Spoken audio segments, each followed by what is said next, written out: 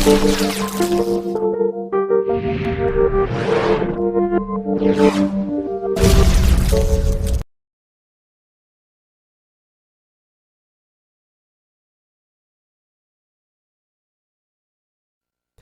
guys, this is iTosBro here, bringing you guides and tips to surviving infected. This is episode 6, we are back in business. Today we are playing bkara, which is surprisingly has actually a couple of good spots where you can use, and particularly this helicopter here has 4 blades, as any other helicopter would, and as any helicopter should. I'm the helicopter man, and this is my helicopter. So, pretty much, what I would like to show you guys is, this is probably the best spot. That is not a good spot, okay? Never go to that spot, because they can just go underneath, and just jump, and then if they're lucky enough, they will win, and you just die, and then you'll rage, and then you'll quit, because that's what rage quitting is. So, of course, when you play bkara, you really need to watch out for there's so many doors and windows that the enemies can go through, because honestly there is so many different freaking places, it's not even funny. Like, there's a window right there where they can jump through and possibly make an attempt on my life. It's just not cool, okay? What I would recommend while playing this map is that you specifically, you want to be surviving the longest as you can as per normal infected. Where you stand, you particularly want to choose this blade of the helicopter, simply because it is the highest up, and it's probably the best helicopter blade, because the other ones you can sort of jump knife if you're very lucky.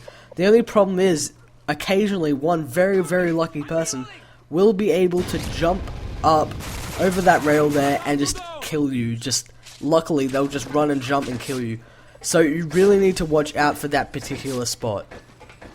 Now, as you can see, a little bit of time has passed, and you can see that they're just piling through this area. They really want to get me because they know I'm just like the best infected player in the world. Nah, not really. They see this as really just a weak point in this, because the rest of the team would be aiming down towards the helicopter, so it's harder for them to jump up on that blade, and they'll probably find it easier for them to get over that rail and pick me off instead. Now, if you look on the top left mini-map, you'll see that guy over on those slats, or whatever you want to call them, the broken roof or something, he's still there. Like, I don't know how he survived that long, but he did. So, eventually he'll die out, and all that really will be left near the end of this game is people that have stayed on the helicopter wings and just tried to kill as many things as possible as infected would go. So one of the tips I would say for bkara is you want to stick with a mask. If you're not really sure of what you're doing first time around, first of all, you use this as a bit of a guide as to where you should go. But if you see that there's like 5, 6, 7 people just going in a different direction, you might want to follow them. It might be interesting, it might be fun, it may get you killed, but if you trust them enough, go for it. I'm sure it will end up badly or well, depending on what you wanted me to say there. But as you can see over there in the distance, that guy's gotten knifed.